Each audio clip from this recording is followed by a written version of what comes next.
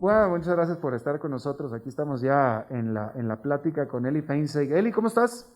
Muy bien, Alberto, aquí con toda la pata. Con toda la ¿Tú pata. qué tal? Bien, hombre, todo bien, afortunadamente. Qué Aquí bueno. andamos, aquí andamos.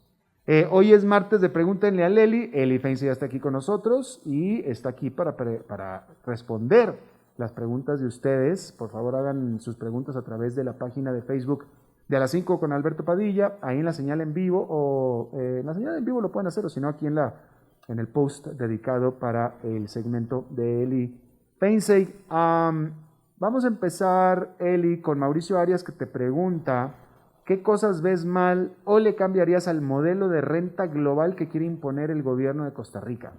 Bueno, buena pregunta. De hecho, esto de lo que estábamos hablando fuera de micrófonos es parte del acuerdo con el Fondo Monetario Internacional. Eh, bueno, para empezar, yo he dicho anteriormente que el concepto de renta global me parece que es bueno, me parece que es positivo. Lo que pasa es que lo que el gobierno presentó en este proyecto no es exactamente el concepto de renta global. Renta global, para ponerlo en términos sencillos, quiere decir que cuando una persona tiene diferentes fuentes de ingreso, lo que sucede hoy en día es que, por ejemplo, una persona es asalariada, pero además hace consultorías por fuera, lo que aquí en Costa Rica llamamos camaronear. Puede ser que tenga inversiones en títulos valor que le rinden intereses, etcétera. Puede ser que tenga alquileres, etcétera. Entonces, tiene ingresos de diferentes fuentes. Y en Costa Rica, cada uno de esos tipos de ingreso tiene un impuesto diferente. Por lo tanto, hay que hacer 4 declaraciones, es más trabajo para el contribuyente, es mucho más difícil para la administración tributaria también fiscalizar, por lo tanto, se abren portillos para la evasión y la ilusión, ¿verdad? Y además, las tasas las tasas de los impuestos son distintas, entonces se envían señales muy confusas porque las personas racionalmente toman decisiones de decir, bueno, no voy a invertir en este negocio porque el impuesto es más alto que en este otro negocio. Y entonces no es un objetivo de la ley, pero de los proyectos, pero eso es lo que termina pasando, ¿verdad? Cuando uno dice los títulos del Banco Popular pagan 7,5% de impuestos, los títulos de los demás bancos pagan 15%, se desvía demanda hacia el Banco Popular, injustamente, ¿verdad? Porque no es por una condición de mercado.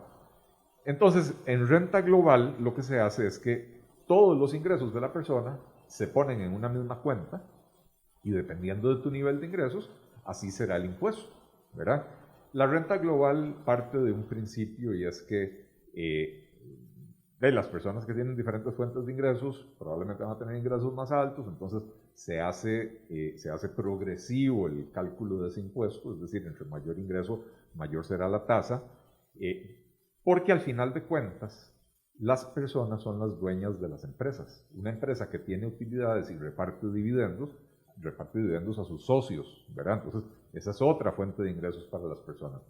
Los países donde han aplicado la renta global con éxito, lo que hacen entonces es cobrarle al individuo, al beneficiario de esas empresas y al trabajador y al trabajador independiente, a todo el mundo, ¿verdad? Le cobran de acuerdo a su nivel de ingreso y le bajan el impuesto a las empresas para hacer el país más atractivo, más competitivo, para poder dinamizar la economía, etc. Bueno, aquí en Costa Rica, para empezar, no hicieron una renta global, sino que hicieron una renta global dual, lo cual quiere decir que ya ciertos tipos de ingresos no entran en la olla común, sino que van a seguir teniendo un tratamiento diferenciado. En específico, las rentas de capital, los alquileres, ya no van a entrar en la olla de los ingresos de la persona. Segundo, se mantienen las mismas tasas elevadas de impuestos, tanto para la persona como para las empresas. Y entonces esto va a tener un efecto recesivo, contractivo sobre la economía. Sería necesario, si se va a utilizar la filosofía de la renta global, utilizar la filosofía correctamente y entonces bajar las tasas de impuestos de las empresas para que sea atractivo invertir en actividad productiva, ¿verdad? Y cobrar el impuesto a las personas que son las dueñas de esas empresas, ¿verdad?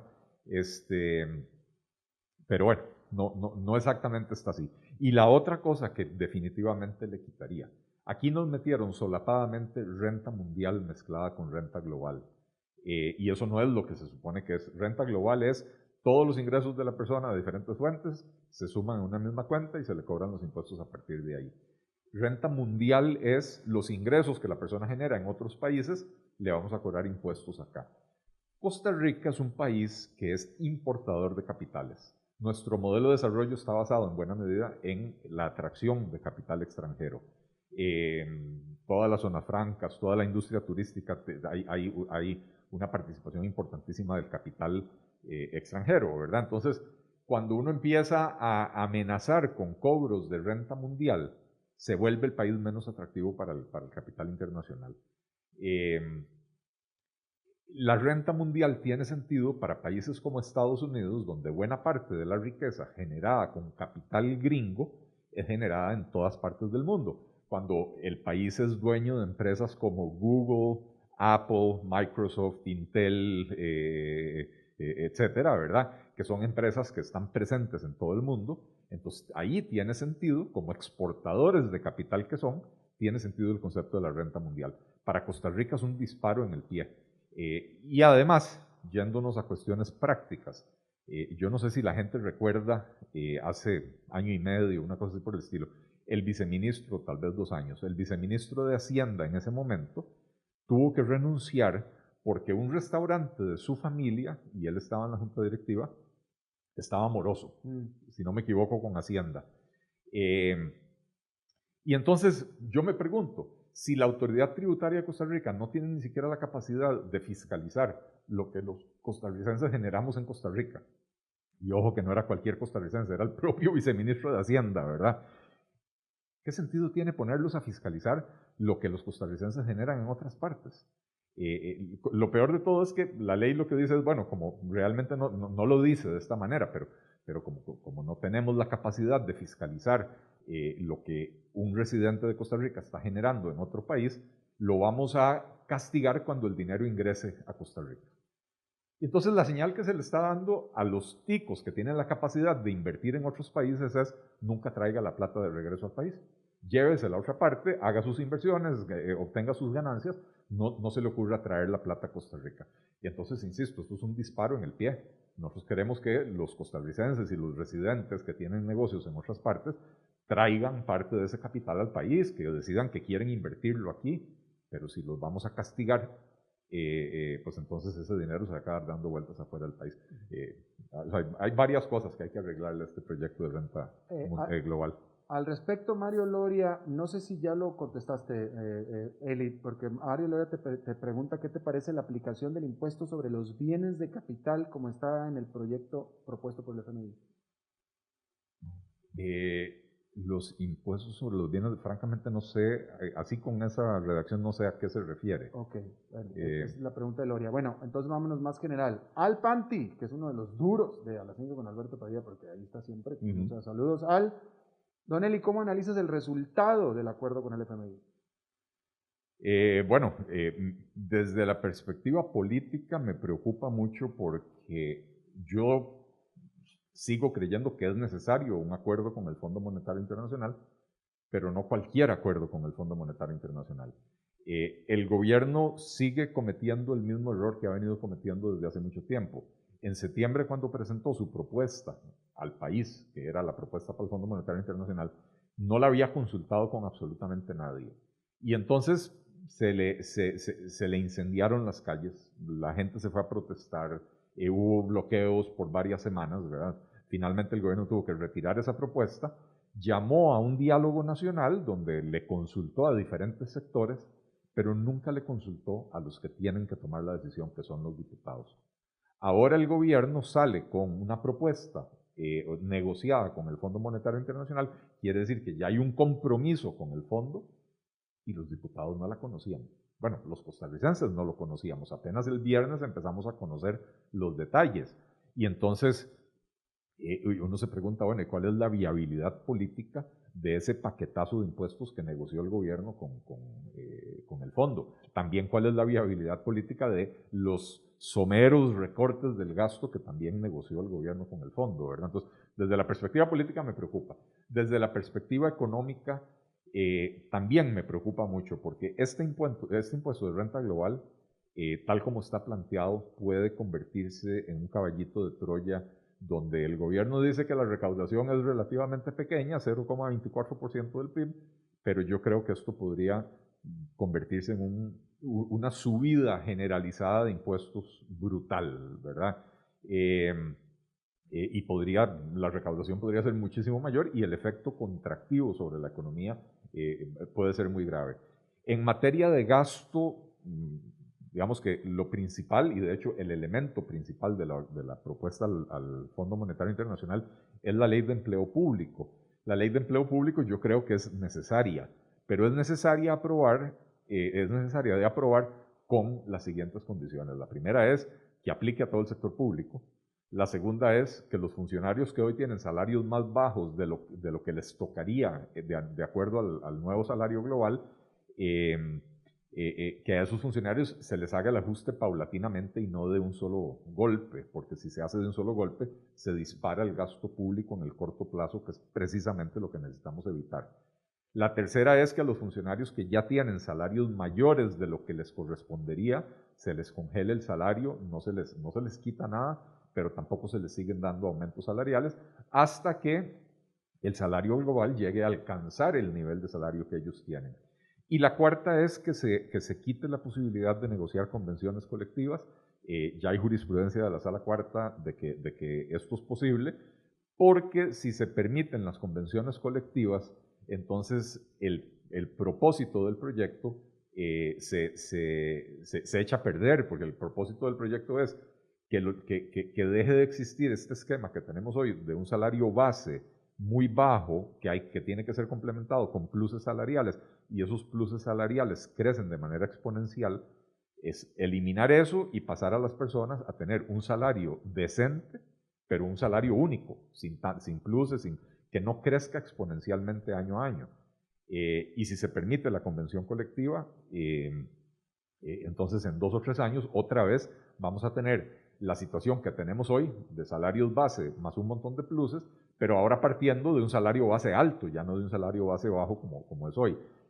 Lamentablemente los diputados están llenando el proyecto de ley de mociones populistas. Hoy lo que ha circulado es que se pusieron de acuerdo en excluir de la ley a las empresas estatales que están en competencia, pero también ya hay mociones para aumentar los salarios inmediatamente a los funcionarios que hoy tienen salarios más bajos, y así, bueno, hay también mociones para permitir la firma de nuevas convenciones colectivas, de manera que ese proyecto de ley, que es el principal componente del acuerdo con el Fondo Monetario Internacional, la probabilidad de que cuando sea aprobado rinda o dé el rendimiento que se le prometió al fondo es muy baja. Y entonces, en materia de recorte del gasto se me fue la palabra, de control del gasto. Contención. De contención, esa es la palabra, gracias. En materia de contención del gasto no hay prácticamente nada nuevo aparte de eso. Y entonces hay un desajuste una vez más en que el grueso del ajuste se va a terminar yendo del lado de los impuestos. Bueno, precisamente Randy Salas Morris te pregunta, ¿qué posibilidades reales de que el acuerdo se apruebe así como está? ¿Y es posible hacer cambios? Bueno, yo creo que la posibilidad de que el acuerdo se apruebe sin cambios es cero. Los diputados van a exigir hacer cambios. ¿Qué implica esto en términos de la negociación con el Fondo Monetario? Bueno, eso es un poco más complicado, ¿verdad? Yo creo que el Fondo Monetario en el fondo entiende que la propuesta que le aceptó al gobierno de Costa Rica es susceptible de cambios, y siempre y cuando los cambios que se hagan igual permitan hacer el ajuste de la magnitud que el Fondo Monetario considera que se tiene que hacer, el Fondo Monetario lo avalará, ¿verdad? Pero tendrá que ir de nuevo a consulta a la Junta Directiva o al Board of Governors del Fondo Monetario para que lo aprueben, ¿verdad? Claro. Un gran saludo para don Alberto y don Eli desde Filipinas, José Román. Estaba pensando, en Filipinas, oye, ya vete a dormir, pero no, son las 7:40 de la mañana, así es que tempranito. Muchos saludos. Están recién levantado, más bien. Muchos saludos. No sé cómo decir buenos días en tagalo, pero imagínatelo, sí. José Román. Mario Loria aclara, él hablaba del impuesto a los bienes de capital, ¿te acuerdas? ahorita estaba aclarando un poco más. Dice, es en relación a los impuestos a la propiedad y la base de aplicación. Ah, ok. Supongo que se refiere al impuesto a las casas de lujo. De ahí, otra más de esas ocurrencias que realmente uno tiene que preguntarse qué está pasando por la mente de la gente. Hoy tenemos un impuesto a las casas de lujo que empieza para casas con un valor mayor a 133 millones de colones, una cosa así por el estilo, pero ese es el valor de la casa. Si la casa vale menos de 133 millones, no paga impuesto de lujo. Si la casa vale 133 millones o más, entonces se calcula el valor del terreno y otras amenidades que pueda tener y sobre el valor total se le cobra. Ahora quieren pasar a 150 millones, pero sobre el valor de toda la propiedad.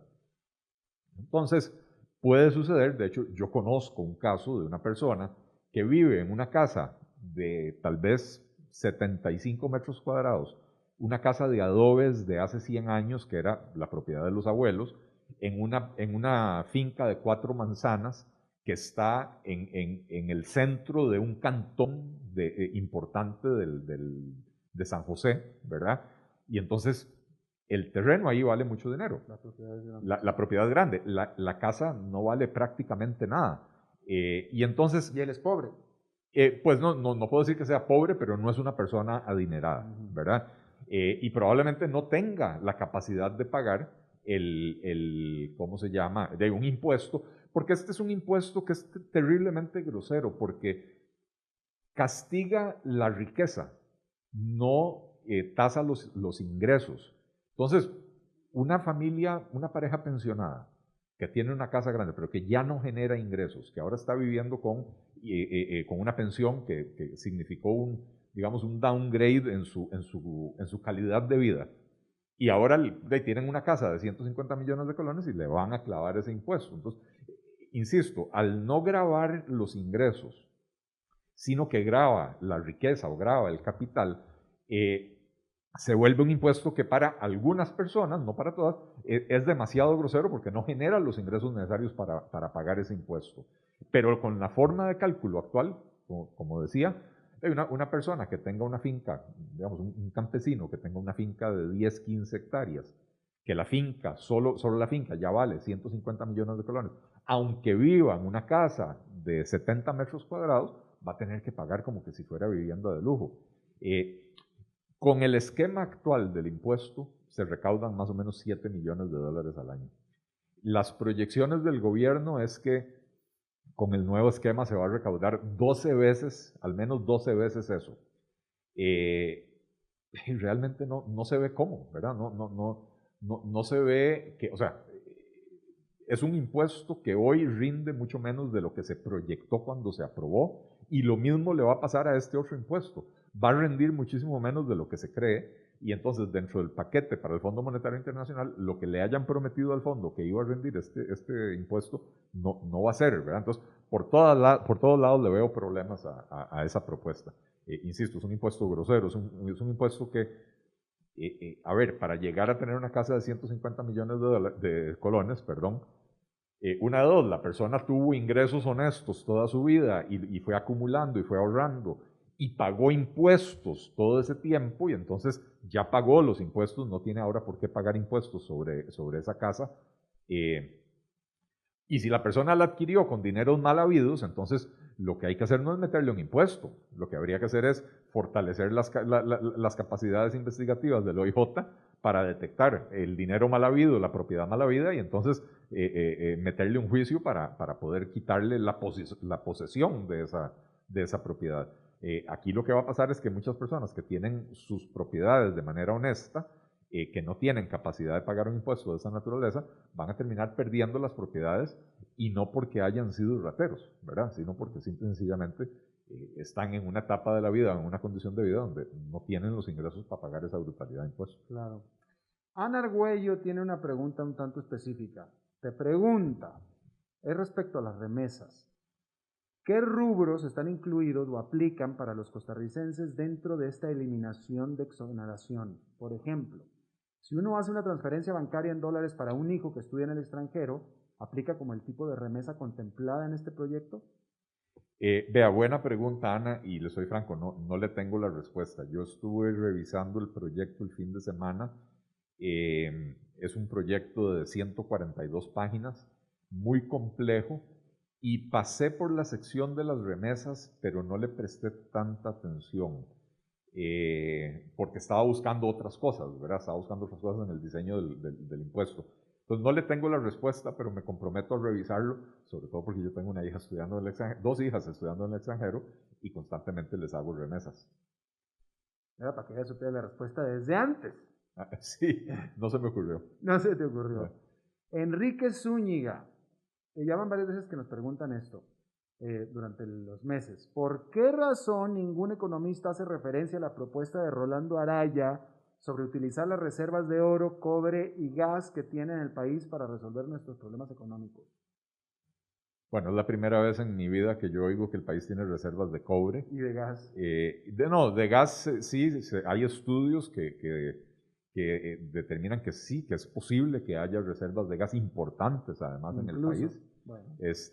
Oro, cobre y gas, pregunta el señor. Sí, bueno, vea, porque no es que ningún economista hace referencia a eso, es que la realidad política del país hace que esas propuestas hoy por hoy sean inviables. La enorme mayoría de la población costarricense está opuesta a la explotación de estos tipos de recursos, porque hay una concepción errónea de que explotar estos recursos implica destruir la naturaleza. Ciertamente, si lo hacemos a la latinoamericana, vamos a destruir la naturaleza. Si vamos y le pedimos asesoría a países como Noruega, por ejemplo, que es uno de los grandes productores de petróleo del mundo y es un país que hace cumplir estándares ambientales de lo más elevado, podríamos explotar el gas natural sin causar esos daños a la naturaleza. Pero hoy por hoy es una propuesta que políticamente es inviable porque tenemos, digamos, el sello verde de país responsable con la naturaleza, comprometido ahora con la descarbonización, etcétera, y esto es ir en la dirección contraria. Bien, Beryl Correa Pessoa, yo creo que fan dice leal, fiel. Bastante, pero dice, Eli, te deseo este año. Yo creo que es un error ahí tipográfico. Eli, te deseo este año. Ok, muy bien, te desean Eli. Debería de tener 2 días de pregúntenle a Eli, dice Beryl. Eso es lo que desea que hayan 2 días de pregúntenle a Eli. Aquí dice, Eli, te deseo este año, punto. Debería de tener 2 días de pregúntenle a Eli. Beryl, la verdad es que no tenemos plata para pagarle 2 días seguidos a Eli. Tampoco tienen plata para uno. Se cortó la señal. Explica un poco, sigue Beryl Correa Pessoa, explica un poco sobre este sistema para la gestión transparente de los procesos administrativos. Esta es alumna tuya. No, pero no sé de qué, a qué específicamente se está refiriendo. No sé. Explica un poco sobre este sistema para la gestión transparente de los procesos administrativos. ¿No se parece una pregunta de texto de académica, de clase de economía o algo así? No sé si se referirá al SICOP, que es el Sistema Integrado de Compras Públicas, que se supone por ley que todas las instituciones deberían de hacer las compras por medio del SICOP, que es en línea, que es transparente, que es visible. De la Asamblea Legislativa, dice ella, ¿no? Sí, francamente no conozco el proyecto, si es que hay un proyecto al respecto. Yo tampoco. Pareciera, Eli, que hasta ahora he recibido algunos análisis de análisis internacionales respecto del acuerdo con el FMI y parece que hay mucho optimismo al respecto, a nivel internacional. Sí, bueno, a ver, es un acuerdo que en teoría cumple los requisitos de hacer un ajuste gradual, pero de la magnitud necesaria para por lo menos estabilizar la situación de las finanzas públicas. Y yo creo que mucho de esta recepción internacional se debe a que tal vez no le dan tanto seguimiento al día a día de la política en Costa Rica, ¿verdad? Considerar que esto viene digamos, seguido de una reforma fiscal que se hizo hace hace 2 años, menos de 2 años, no, ya 2 años, ¿verdad? Que pegó una subida de impuestos, que tenía un contenido importante de contención del gasto que no se cumplió. Apenas ayer salía en La Nación que la Contraloría General de la República tuvo que rechazar los presupuestos para el 2021 de 119 entidades públicas porque contenían aumentos salariales más allá de lo que permite la regla fiscal. Y entonces, me disculpan los analistas internacionales, pero los costarricenses realmente tenemos poca fe de que las promesas de contención del gasto, que ojo, es pura contención, no hay recorte del gasto, ¿verdad? Que las promesas de contención del gasto se vayan a cumplir es algo bastante dudoso, ¿verdad? Entonces, no sé, a ver, yo creo, insisto, yo creo que es necesario un acuerdo con el Fondo Monetario Internacional. Me hubiera gustado ver algo diferente, me hubiera gustado ver algo menos grosero desde la perspectiva de los impuestos, algo pensado estratégicamente para que el nuevo diseño de los impuestos fomente la inversión en el país, lo que he visto hasta ahora más bien desincentiva la inversión en el país, y que fuera más fuerte en el aspecto de reducción del gasto público, cosa que prácticamente no hace. Claro. Bueno, pues hay personas que quieren que haya 2 días de Pregunta en el Leli y seguramente hay personas que quieren que dure más el segmento de Pregunta en el Leli, pero en este segmento hoy a el Leli ya se le acabó el saldo. Así y al es. que quiera que tenga más saldo, que traiga un patrocinador, pues si no, no se puede. Bueno, el salario de David Guerrero es demasiado alto. David es el culpable de todo. Es demasiado alto para mantener aquí en horas extras al señor David. Así es. Que... Bueno, es un buen llamado a los patrocinadores para que se hagan presentes. Oye, sí, yo creo que Eli, un segmento muy patrocinable. Sí. Toallas femeninas, por ejemplo. Definitivamente estoy seguro que sí. Vencería. No sé por qué, pero bueno. Bueno, despídete de tu público, Eli. Muchísimas gracias a todos. Magníficas preguntas. Estuvo dinámico hoy el programa. Buenas tardes, buenas noches. Que la pasen muy bien y muchísimas gracias por su sintonía. Próximo martes entonces, Eli. Gracias, como siempre. A ti, Alberto, a CRC 891 por tenernos por acá. Bien, eso es todo lo que tenemos entonces por Pregúntenle a Leli y también a las 5 con Alberto Padilla. Muchísimas gracias por habernos acompañado. Espero que terminen su día en buena nota, en buen tono y nosotros nos reencontramos en 23 horas. Que la pasen muy bien.